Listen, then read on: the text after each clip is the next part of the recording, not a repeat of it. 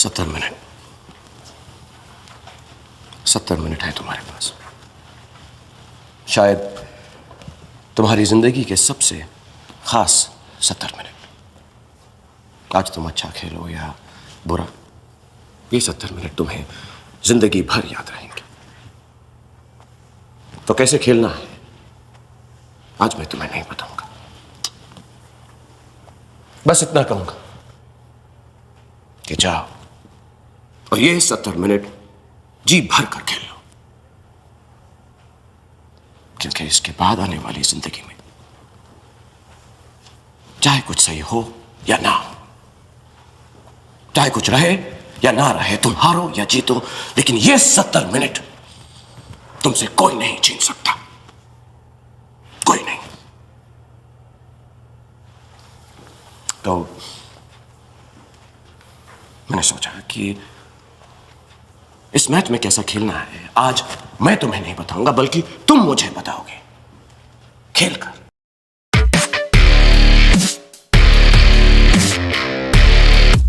So guys, it looks like it has all come down to this game at Villa Park against Aston Villa, which will eventually decide the fate of Erik ten Hag at Manchester United.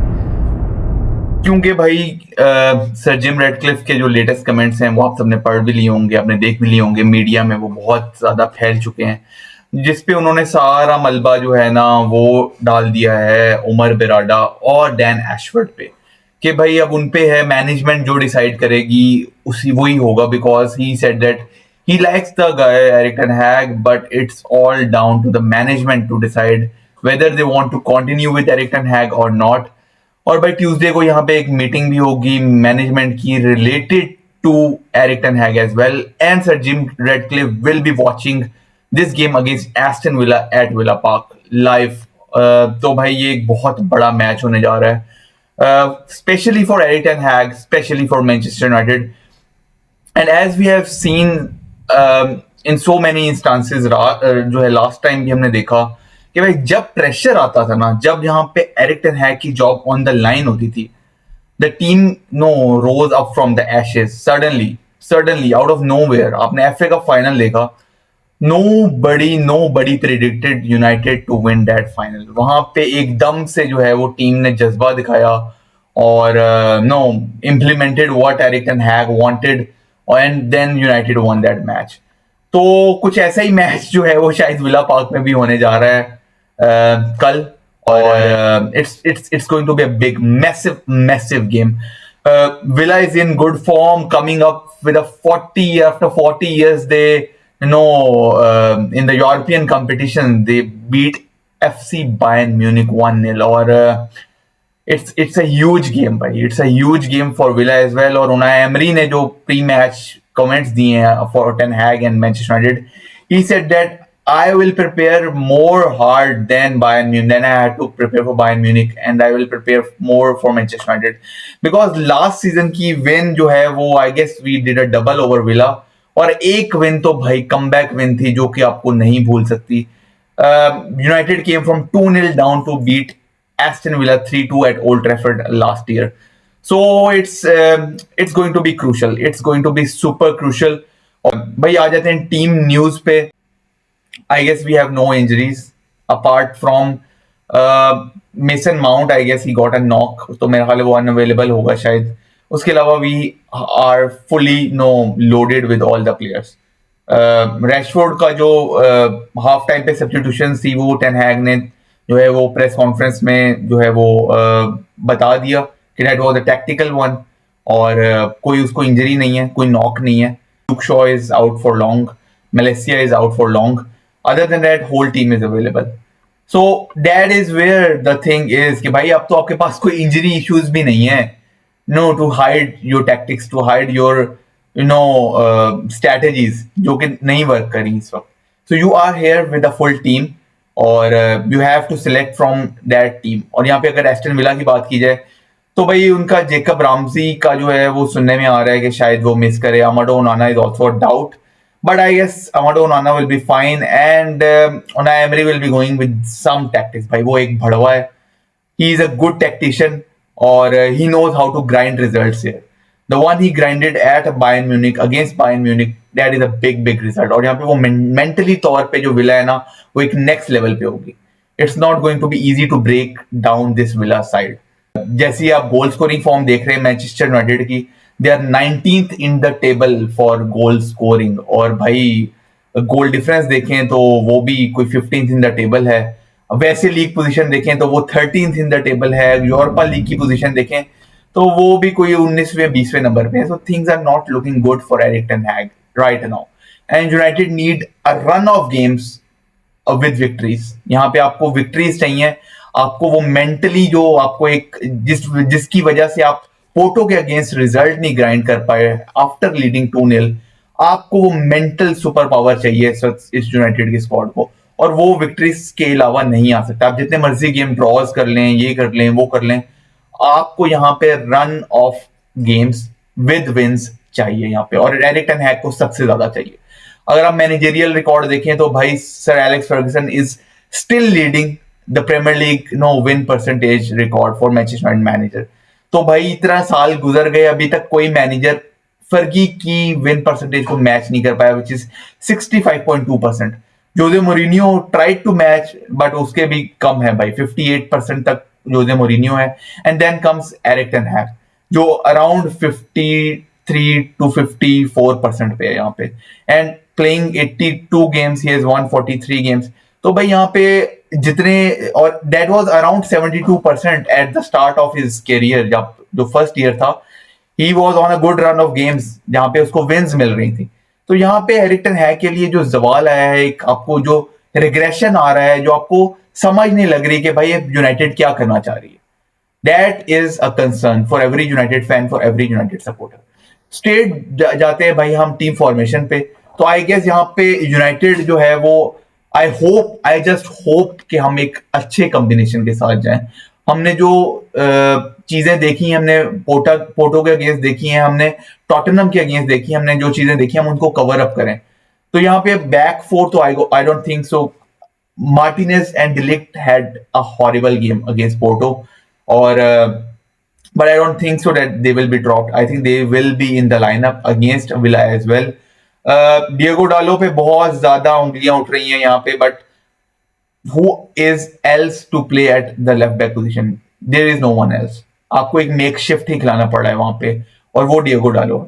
आप हाँ ये कर सकते हो कि आप मजारोए को left back पे ले जाओ, वो भी एक मेक शिफ्ट ही होगा. But I think he is no defensively more sound than Dalot. तो अगर आप ये थोड़ा इंटरचेंज कर लो तो ये शायद आपके लिए बेहतर हो. डिएगो डालो is very good on the right back position, क्योंकि वो नेचुरली राइट फुटेड है और वो अटैकिंग और डिफेंसिवली राइट साइड पे काफी साउंड है. तो आई गेस यहाँ पे आप ये चेंज कर सकते हो कि मजारोई को आप लेफ्ट पे ले जाओ और डिएगो डालो को आप राइट पे ले जाओ. Other than that, Licha Martinez and Delict, they need to put in a performance of their lives against this Aston Villa side. जिस पे मैं अभी आऊंगा, उनकी भी स्ट्रैटेजी हम डिस्कस करेंगे. बट भाई ये वीडियो आपने एंड तक देखनी है, और अगर आपको पसंद आए तो do like the video, do subscribe to kick off conversation as well. Onana आपको गोल में मिलेंगे. अब यहाँ पे मिडफील्ड बैटल जो है ना, that is going to be very important against this Villa side at Villa Park. I suggest that Erik ten Hag should go with a double pivot of Casemiro and Ugarte. And यार यहाँ पे आप अगर Bruno Fernandes की अगर form को आप discuss कर लें तो he has been nowhere near what Bruno Fernandes is to this United side. जितना हम पिछले 3-4 साल से देखते आ रहे हैं, उसकी फॉर्म रिग्रेस कर चुकी है. He is not been mentally उस तौर पे नहीं है. तो आपको यहाँ पे उसको थोड़ा रेस्ट देना चाहिए. आई थिंक यहाँ पे एरिक्सन को आपको एज अ नंबर 10 रोल देना चाहिए, and you should go with a double pivot of Casemiro and Ugarte at Villa park.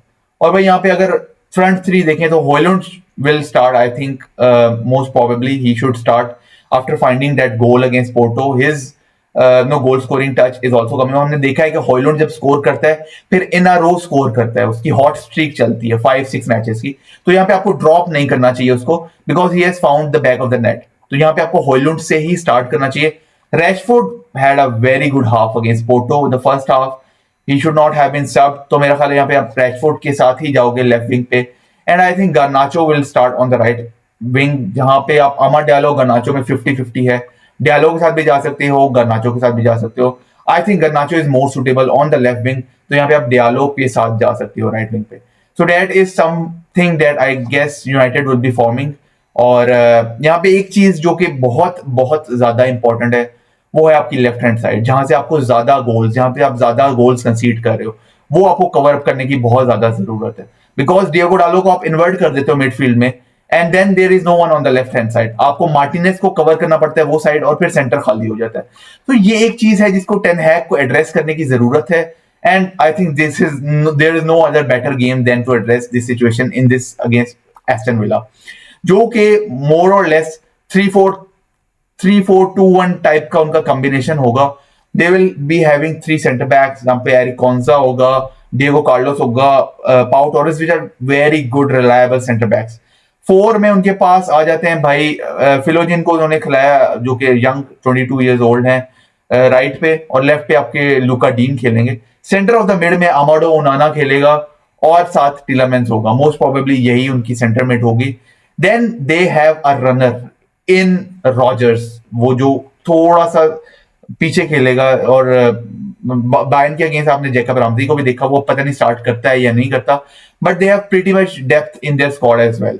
तो ये एक चीज है जहां पे रॉजर्स की जो पोजीशनिंग है और जो उसको कवर अप करना है, ये बहुत ज्यादा इंपॉर्टेंट है, because he is going to make those runs in behind your no central defensive midfielder, जहां पे आपको एक होल नजर आता है यूनाइटेड के उस पे, तो वहां पे आपको रॉजर्स की पोजीशन है उसको एक आपको कवर अप करना पड़ेगा। आपको उगाटे को कर देना चाहिए रॉजर्स पे मैन मार्क ऑलमोस्ट, कि भाई आप ये बंदा नहीं निकलना चाहिए, because he is the one who is creating chances for Ollie Watkins, he is the one who is creating goals for Villa and he is scoring as well now.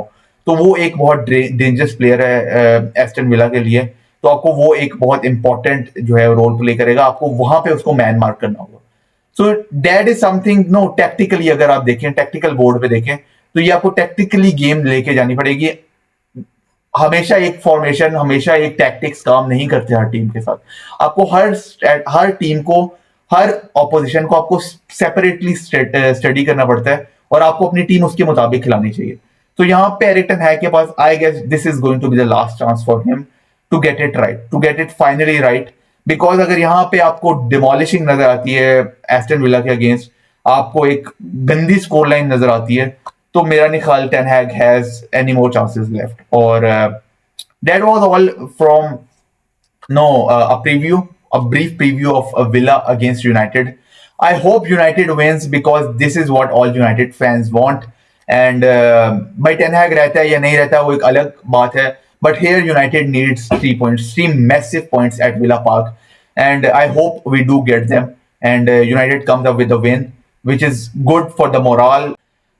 मेरी prediction देखें तो मेरा ख्याल है this is going to be a draw, a tough draw at 2-2 because I think this Villa side is not going to be easy to break down. आप मुझे बताइएगा अपनी predictions in the comment section. Video पसंद आई हो तो भाई like करना नहीं भूलना, सब्सक्राइब करना नहीं भूलना। मिलते हैं नेक्स्ट वॉच अलॉन्ग में, नेक्स्ट वीडियो में, नेक्स्ट पॉडकास्ट में। Till then take care, bye.